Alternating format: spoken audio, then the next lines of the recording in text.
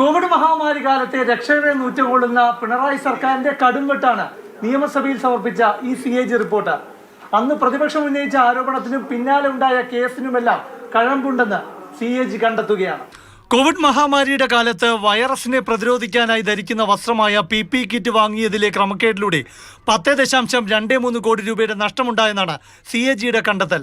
വില നിയന്ത്രിക്കാനായി 2020 മാർച്ചിൽ സർക്കാർ PPE കിറ്റിന്റെ വില 545 രൂപയായി നിശ്ചയിച്ചിരുന്നു. 550 രൂപയ്ക്ക് PPE കിറ്റ് വിതരണം ചെയ്യാൻ തയ്യാറാണെന്ന വാഗ്ദാനവുമായി അനിത ടെക്സ്കോട്ട് എന്ന സ്വകാര്യ സ്ഥാപനം മാർച്ച് 28-ന് മുന്നോട്ട് വന്നു. എന്നാൽ 25,000 കിറ്റുകൾ വാങ്ങാമെന്ന് മെഡിക്കൽ സർവീസ് കോർപ്പറേഷൻ വാഗ്ദാനം ചെയ്തു. പക്ഷേ 10,000 PPE കിറ്റിന് മാത്രം ഓർഡർ നൽകി. 2 ദിവസം കഴിഞ്ഞപ്പോൾ 1,550 രൂപയ്ക്ക് കിറ്റ് വാഗ്ദാനം ചെയ്ത സാൻഫാർമ എന്ന കമ്പനിക്ക് മറ്റൊരു സപ്ലൈ ഓർഡർ നൽകി. 800 രൂപ മുതൽ 1,550 രൂപ വരെ വിലയിട്ട 5 കമ്പനികൾക്കാണ് ഇത്തരം ഓർഡർ നൽകിയതെന്ന് CAGക്ക് ബോധ്യമായി. 15,000 മുതൽ 2 ലക്ഷം വരെ PPE കിറ്റിന് ഓർഡർ നൽകി. ഉയർന്ന നിരക്കിലുള്ള കിറ്റ് വാങ്ങുന്നതിനായി കുറഞ്ഞ നിരക്കിൽ കിറ്റ് വിതരണം ചെയ്ത സ്ഥാപനത്തെ മെഡിക്കൽ സർവീസസ് കോർപ്പറേഷൻ ഒഴിവാക്കിയെന്നത് വ്യക്തമാണെന്ന് CAG സർക്കാരിനെ സംശയത്തിന്റെ നിഴലിലാക്കി. അന്ന് അടിയന്തര സാഹചര്യമായിരുന്നു എന്നതൊക്കെ ശരി തന്നെ. പക്ഷേ സർക്കാരിന് ലാഭകരമായിരുന്ന 550 രൂപയുടെ കിറ്റ് ഒഴിവാക്കി കൂടിയത് വാങ്ങിയത് ന്യായീകരിക്കാനാകില്ലെന്നും CAG കണ്ടെത്തുകയാണ്. ഒപ്പം ഉയർന്ന വില കോട്ട് ചെയ്ത കമ്പനിയോടുള്ള അമിത താല്പര്യവും CAG വ്യക്തമാക്കുന്നു.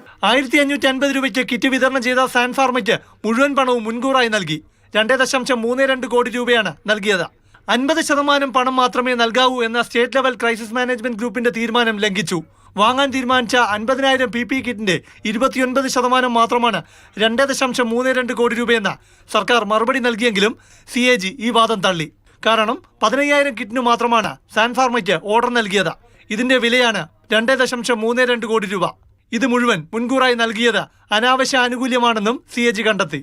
ചുരുക്കത്തിൽ കോവിഡ് കാലത്തെ പിണറായി സർക്കാരിന്റെ PPE കിറ്റ് വാങ്ങലിൽ വലിയ അഴിമതിയുണ്ടെന്ന സംശയം ശക്തമായി. പ്രശാന്ത് കൃഷ്ണ, മാതൃഭൂമി ന്യൂസ്, തിരുവനന്തപുരം.